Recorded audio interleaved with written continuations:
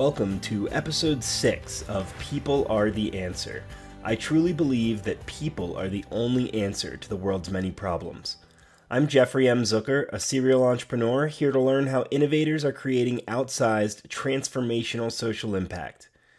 Today's episode features Reilly Pharo Carter, currently a public policy consultant. As I mentioned on a previous episode, I'm starting off by speaking with friends that are creating outsized social impact. Reilly is one of those friends, and she is truly transforming education. I've known Reilly for almost as long as I've known my wife, about 11 years, as they went to the University of Kansas together. Reilly was an activist long before I was, and I have been inspired by seeing her channel her passion into improving outcomes for children. Reilly and I had a great talk about her career and perspective on education and other topics. Worth noting, this was my first in-person recording, and that resulted in more background noise than I'd hoped, but learning as I go. That said, the conversation is still easy to listen to. Here is Reilly Pharo Carter on People Are the Answer. Reilly, thanks so much for joining us on People Are the Answer. Yeah, thank you for having me. So as you know, I'm getting in touch with people that are innovators in social impact, and that's certainly something I've always thought of you as, especially in the education sector. So, I'd love if you could just start out telling me, who you are and how you got where you are. Yeah, well, first, just thanks for inviting me on. I really appreciate it. I am Reilly Pharo Carter. I am from Colorado. I have been working in the education space in one form or another for around 13 years, 12 years. And right now I've started a consulting company, so doing that work after a lot of time in nonprofits. Awesome. And you mentioned growing up in Colorado. Was advocacy or policy part of your life at all growing up? Not in a formal sense. I grew up in Wheat Ridge, and my parents are divorced, and I got to grow up with a political spectrum. So my dad was the sort of typical oil and gas from Texas conservative. My mom is a retired physician, and I would say you're more middle of the road Democrat, and my stepmom, my dad's wife, far more progressive left person coming out of like the civil rights movement. And so it was a big expectation that we had family dinners, we talked politics, we did not shy away from those topics. I'm the youngest of 4, and there was a lot of energy around make a good point or you will be shut down. And so I think it's funny, I'm a very non-confrontational person in my personal life, and I've never associated politics with confrontation, even really heated debates. I love that stuff, and it's got to be from my upbringing. So would you say it was that upbringing that got you interested in politics in the first place? Yeah, I think so. I mean, I don't think that I had a clear vision that that's where I would go. I went to the University of Kansas, and my freshman year was an election year. It was 2004, and so it was Bush's re-election. And I thought I would do social work or psychology. I am drawn to people, what makes them tick, and how they operate. But I decided to throw a poli-sci class in, just given the moment, and ended up loving it. It was one of those big freshman year 800-person classes, and kind of ended up at the top of the class and just loved it. It clicked really well. So that kind of put me on this very different path where it just felt like something was pulling me in that direction. So once you enjoyed that class and saw how passionate you were about it, what were your next steps to sort of start going down that path? There were a few things. So I still was a social work major, and I think I was toggling between the direction that I go in. And I think this is a lot of people. Maybe this will be a theme throughout your podcast, or you'll see it show up in different ways. But that tension of micro and macro. And when you're trying to do things that have an impact on humans, is it the micro? Is it the direct relationship? Or is it the system structures, macro conversations. And I feel that tension all the time. And so looking at social work was much more of that micro approach of like, how do we get, how do I impact humans' lives and support them as they're struggling or going through things?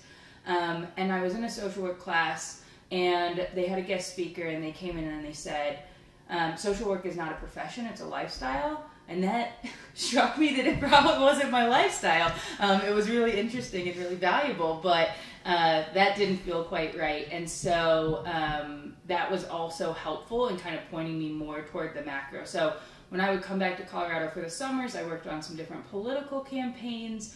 And then as I was getting ready to graduate, I was really thinking about my next steps, and I got a job with a group called the Public Interest Research Group that does grassroots organizing around the country, mostly around environmental issues, but a mix of things.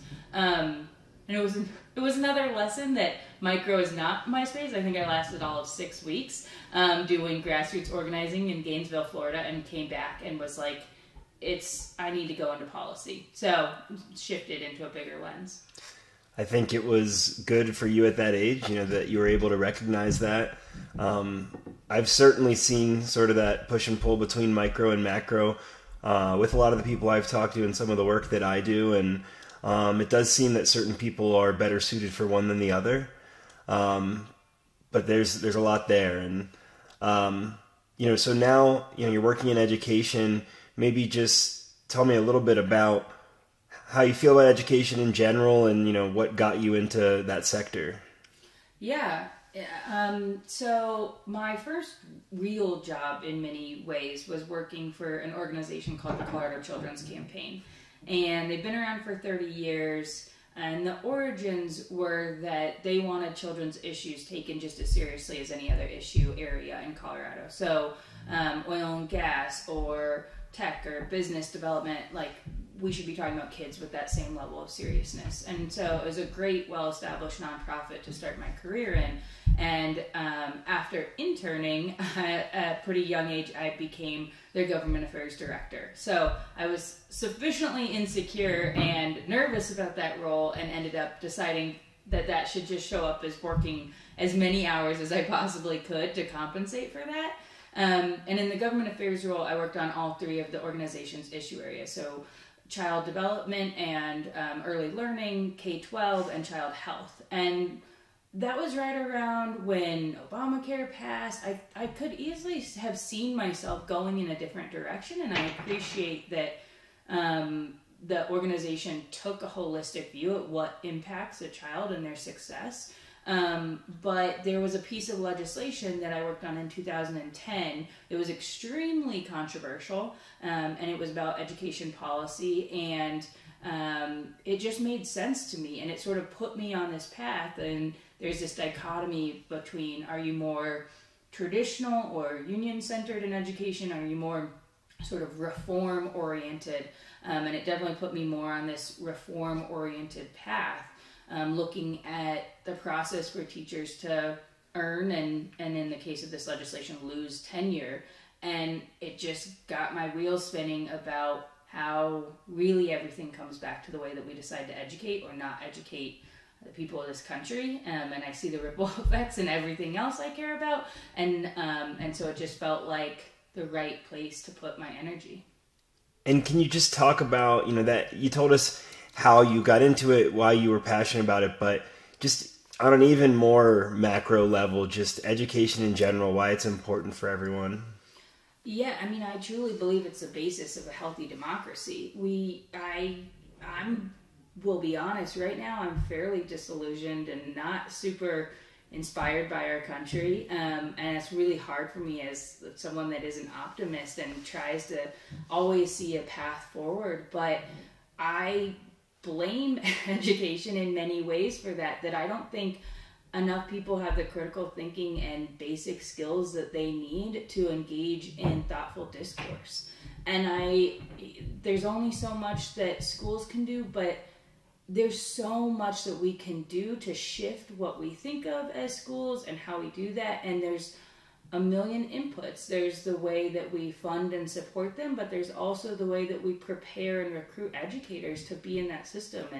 And I ended up doing a graduate program, and we did some comparative policy looking at other countries, and that piece around who's recruited into the profession, how they're supported once they are, how they're compensated, how they're viewed socially, I think is a huge part of this conversation. And I'm biased. I mentioned my mom's a physician. She was a pediatrician. Our country doesn't honor children and women, in my opinion, and people of color. But along my professional path, children are just not seen as important in the way that we invest as a country. And so I think that has this enormous ripple effect that we're seeing play out.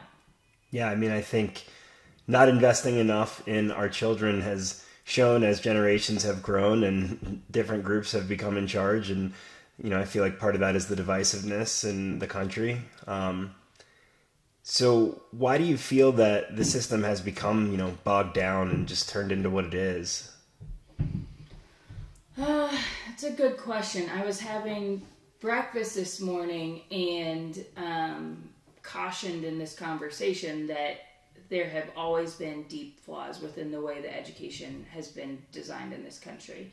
And there's many people that I work with that say we get exactly what we want out of the education system, and you have to redesign it completely when it is a 165-year-old system that was designed in sort of a factory model for white males, and now we're disappointed that it doesn't equitably serve all people, and we haven't significantly changed it. Like, it's not shocking. And so I think that the origins are really challenging to how education was designed, and the politics are intense in education, and the willingness for all sides to say, what could we do differently? How can we lean into the fact that we see data that tells us that doesn't matter what school you go to or where in this country, the color of your skin and the amount of money your parents make and the education they got are going to tell you how good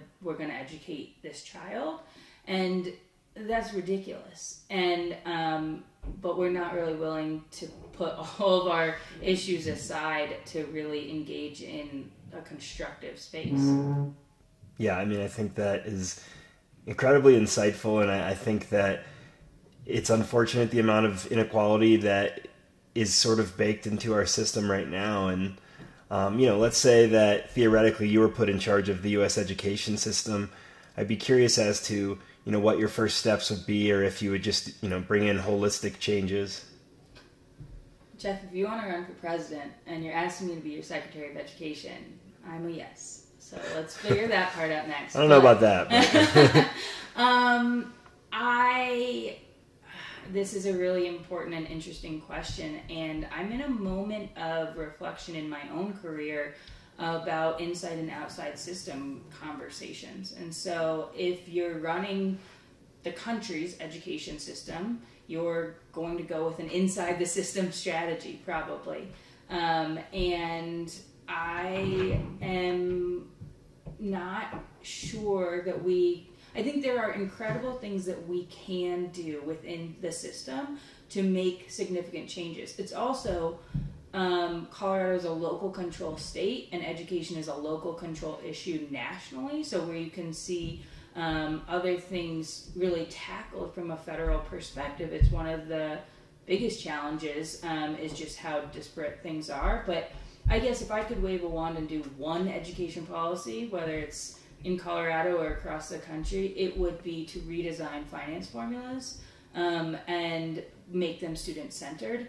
And by that, I mean, I've spent a lot of time nerding out on education finance, but we weigh adult factors much more significantly than child-centered factors. So if you believe that every child has the ability to learn and achieve, but it will take a different level of resources and engagement to get them where they need to go, then you have to put that at the center of your formula and say, oh, you're coming in and you don't speak the dominant language. We've got to invest, and so that you can get into the mainstream and be learning in English, we should also be fostering your native language, by the way. Like, that's a whole different conversation. Like, that takes resources to do it. And right now, the heaviest weight in the way that most finance formulas work is to say, how expensive is it for a teacher to live in this district? And let's put more money.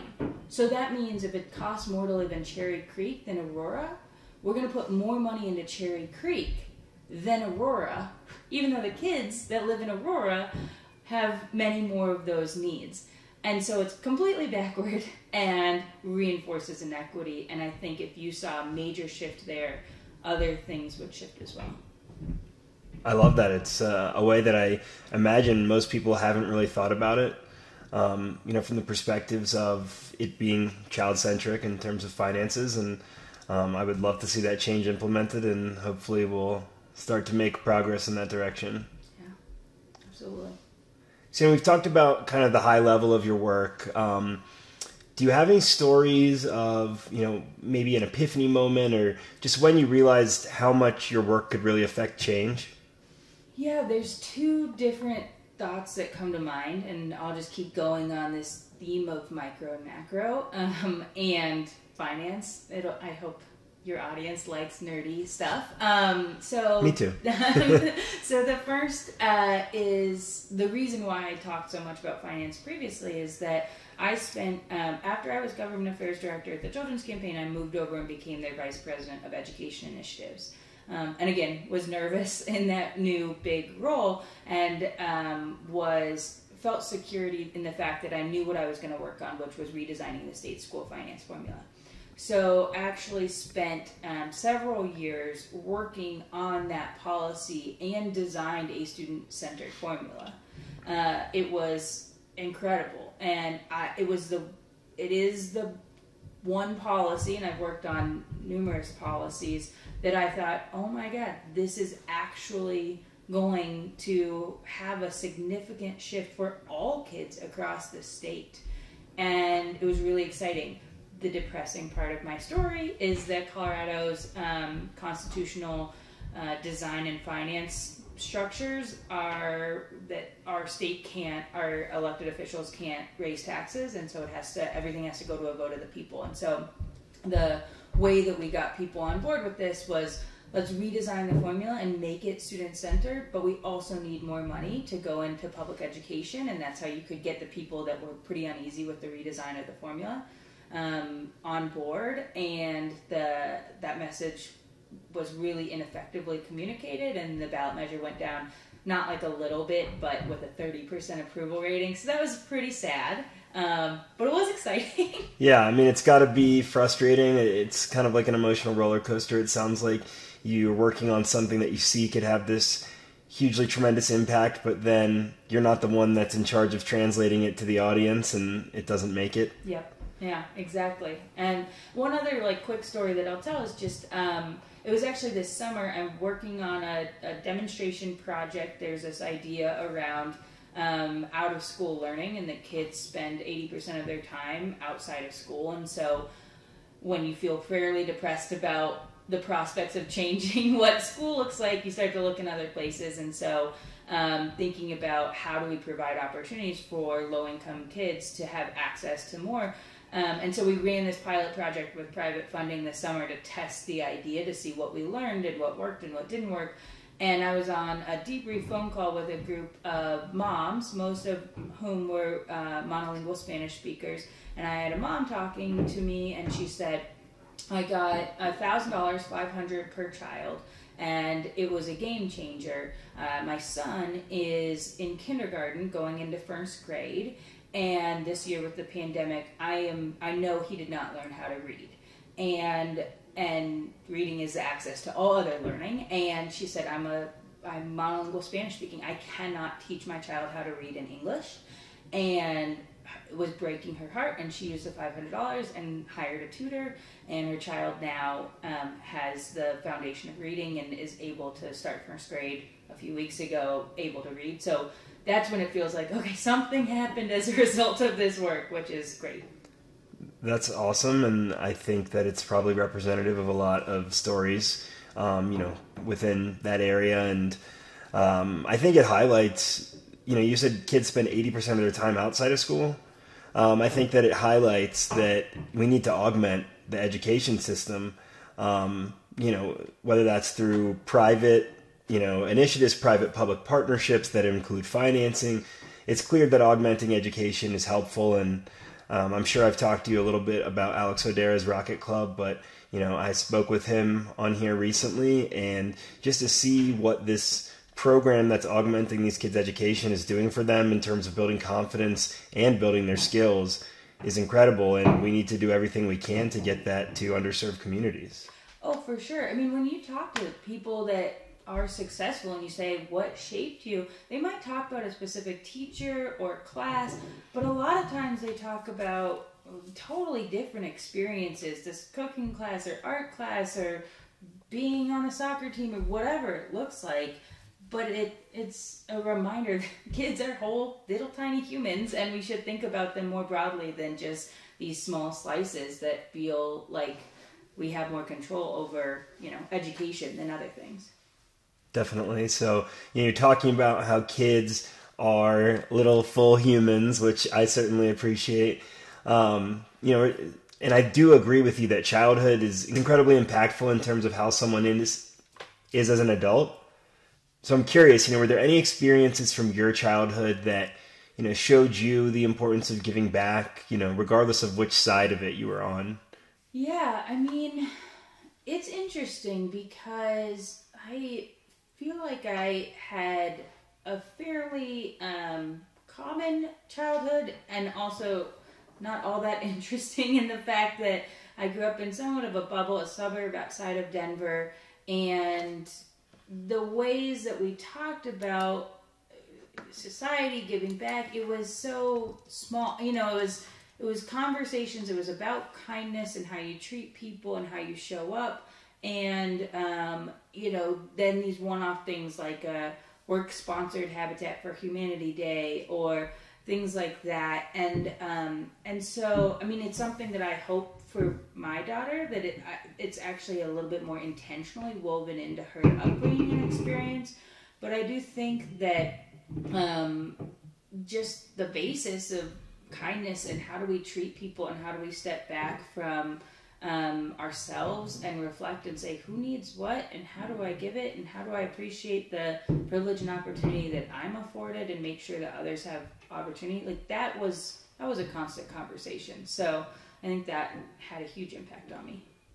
Awesome. That makes a lot of sense. And I like what you said about trying to weave it into your daughter's life and weave these experiences in. It's something that I've mentioned previously on here is just, trying to make social impact a part of everyday life the way that my parents seem to do seamlessly, but I'm going to need more of a system to do. But I think that's so important. So on this journey that you've been on and, getting to where you are now, has there been anyone that you consider a mentor? Definitely. I have, my first boss is a good personal friend of mine, and someone that approaches all of this stuff from a very human-centered lens. And so she ran the children's campaign. Her name's Chris Watney, and she is definitely incredibly strategic and thoughtful, but just helped me grow and see myself as someone that could be a leader. I don't think I had any ambitions like, I want to run a nonprofit, I want to go to a graduate program and do all these things, and she saw that in me and lifted it up. So she's definitely been a mentor.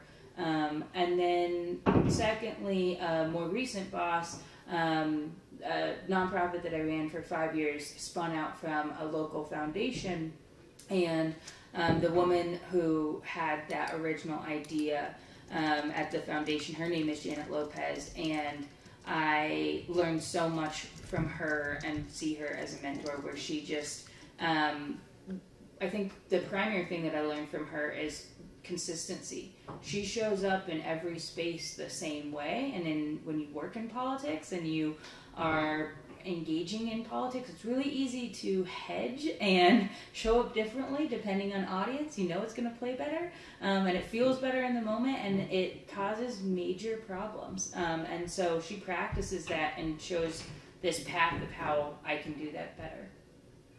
I love that, and I think it, really shows how these micro experiences can have such macro effects. We've talked about this pull between micro and macro, and I think that, a mentor, for instance, that's providing incredible time and feedback and insight to you, maybe they're helping you as one individual, but they could be helping the thousands of individuals that you end up helping. And I think that people always need to remember how impactful their individual interactions can be. Yeah, absolutely. So, right now, and for a while, you've been mostly focused on education. Do you foresee, continuing to dig deeper into education, or perhaps moving into other areas? It's a question that has been very top of mind lately. For anyone that's listening that doesn't live in Colorado, it's been a really hard summer, and it's been a hard summer in other places for other reasons, but we pride ourselves on being able to be outside and do all of these things, and we haven't even been able to see the mountains for the majority of the summer because of the smoke coming from fires in California and Oregon, and it has shaken me. It just feels like climate change is the most urgent issue, and so while it's really hard, I feel this tension that I mentioned earlier in terms of the impact and importance of education being the foundational piece of a healthy democracy. I have a sense of guilt and urgency around putting any time and attention to anything other than climate change right now. That's fair. I mean, it's a problem that's been on our radars for a while, and now I think for a lot of people whose radars it wasn't really on, they're starting to actually see impact in front of them, in front of their eyes, what this is doing to them, what it's doing to the world. And education is certainly the base that's going to lead people to come up with the proper solutions to this, but we want to make sure that we have a world to live in where we can educate people. Absolutely. They go hand in hand, and it's that short-term, long-term solution, and how do you strike that right balance?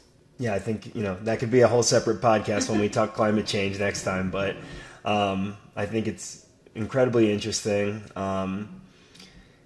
Are there any topics that we haven't covered that you'd like to before I get to my last question?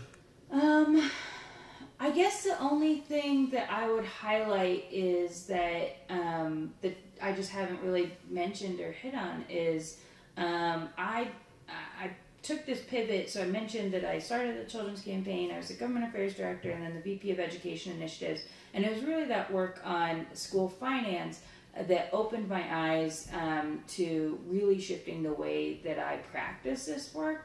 And as I shared, I was nervous and had that imposter syndrome, and so read and worked and tried to know as much as I could. But at the end of the day, I was never going to have been a teacher in the classroom. I will never know what it's like to be a student of color in our public education system.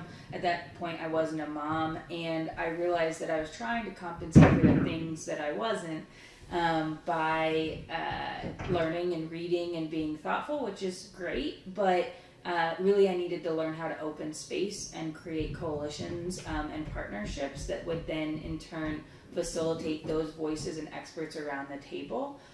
So I took a step back. I did a graduate program that focused, among other things, on how do you co-create and co-design research and policy with community. And then I got to practice that work for 5 years leading a nonprofit that was a coalition by design. And I'm really interested in how do you open systems? How do you make this a collective conversation? Because the stuff that we're talking about, whether it's completely redesigning education or narrowing in on a specific piece of education or addressing climate change, it's going to take a lot of people if we want to do it in an equitable and thoughtful and creative way. And so I guess that's just something that I would want to underscore is how do you make space to not approach things in a singular way, and you really say a part of any type of work has to be the invitation and the opening of the space to others. That's a really good way to look at it. I think, you can bring those messages of equality and giving access to everyone, into everything that you do. And, one thing I heard there, which, something I knew was, you saw something and then you had sort of the foresight to be like, you know what, I'm going to step back and do some more studying, go back to school for a little bit and move on a little bit of a different path. I bet there's a lot of people out there that have those kind of thoughts, but they don't execute for various reasons, some of them probably really good reasons, but can you talk a little bit more about that decision? Yeah, I think there was a lot packed into that decision. One is searching for answers where, unfortunately, what I've learned is the answers are within humans. You can't go to a grad program and... People are the answer. Exactly. I didn't even mean to tee that up. That's perfect. So I think I went to grad school in hopes that I was going to unlock some secret knowledge. And unfortunately, I learned a ton, but I didn't ever say, oh my God, I've never even heard of this area of education policy. Fantastic. Now it all will come together. It's a huge privilege to go to graduate school and to take time off of work. And mine was, I got some support, but it was still really expensive. So there's something there that I think is real. And I do believe, if you look at economics and human capital versus signaling theory, there's a lot that's signaling theory. People respond to me differently here now. And that's legit. If you're weighing, does this matter? I think it does. It does credential you in a different way. Especially if you're in a social science. You're not going to a graduate program like law school and you can't do your profession without it. But it was also, I used to say this sort of tongue-in-cheek, but it's the nerd's fantasy. I moved and I got to read a lot and then have heady conversations and drink wine and talk with people and push my thinking. It's amazing. It's that is the ultimate. It was self-care. It was me saying, I don't want to just stick to politics. I want depth in my work, and it was phenomenal. So I tell people it's not a silver bullet. There's definitely some things to wonder about if you're going to step away and do something totally different, but you're taking care of yourself, and that should be encouraged. I like that, yes. Similar to what we were saying about helping individuals and how impactful that can be, I think that applies to the self as well. Taking care of yourself goes a really long way for your ability to create impact. Definitely. So, there's a question that I've been asking every guest, and, I think some things have come up where I'm like, okay, I could guess what she's going to say here.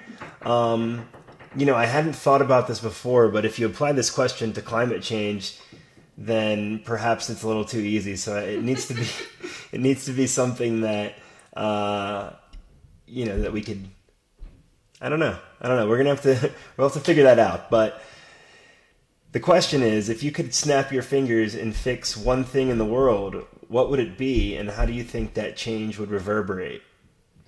I mean, definitely I want to answer climate change, but what I've heard is that's a non-allowed answer. I mean, certainly something with climate change. I mean, I wish we could flip a switch and fix it all immediately, and I guess that's sort of what I'm posing in this question, but I would say, if your hope is that the change reverberates in climate change, what's a change that we could actually make in terms of make people think such a way or something, you know what I mean? Because we can't just change the ozone. Yeah. No, I mean, I know.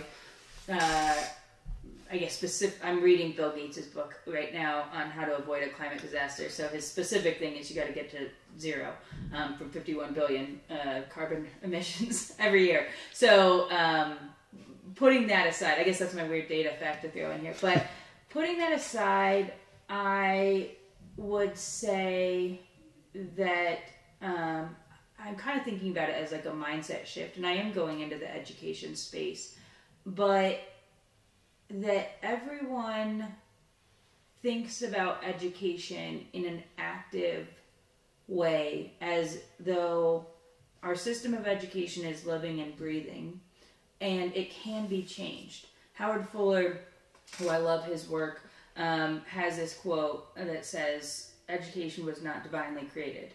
And it's this reminder that we, for some reason, think it's untouchable. And education could look so different. Like, if I could have everyone just spend 10 minutes thinking wildly outside of the box of what it could look and feel like to get little people from where they are, 2, 3, 4 years old to adults and ready to do their next thing, and what skills we'd want and experiences, and have that equitably experienced so that the color of your skin and your family's income are not a determinant. Like, that just makes me so excited. It also makes me a little bit depressed because it feels really far away, but there's so much potential there. And so I think if everyone could shed all of the reasons why that's not possible and just sit in that space of imagination for a bit, that would feel really good. I love that. I mean, it's a really good point you make about our education system. It needs to be living and breathing and constantly evolving. If we look at, say, the tech industry and how that's been living, breathing, constantly evolving, where would we be if someone had set boundaries for that? Someone just said this to me. They said, they were watching a movie and it was in the 1970s. And so you see all the parts of the movies. You see the cars are completely different. The styles are completely different. And then there was a classroom scene and it was the exact same. And you're just like, okay, now it's a whiteboard or a smartboard instead of a chalkboard. And that's legit it. Holy cow. Yeah, wow. That's actually a really good perspective to put it in. I hadn't really thought about it like that. It's crazy how little the traditional school has changed in that time. And there's certainly a lot of innovators out there working to create alternatives, whether that's, augmented education or actually making changes within the schools. There's people trying to do it, but the system does make it tough and rigid. So I do hope that we're able to evolve and have a more open education system that adapts with the times. So I think that was a really good perspective to give us. Thank you. I appreciate it. Yeah, so thanks so much for joining. It's been awesome chatting. For those listening, if there's been lots of background noise, we have some very young children that are 9 days apart and a little over 1 year old playing upstairs with my wife. So apologies if there was background noise. Thanks for listening to this episode of People Are the Answer. To find out more, go to peoplearetheanswer.com.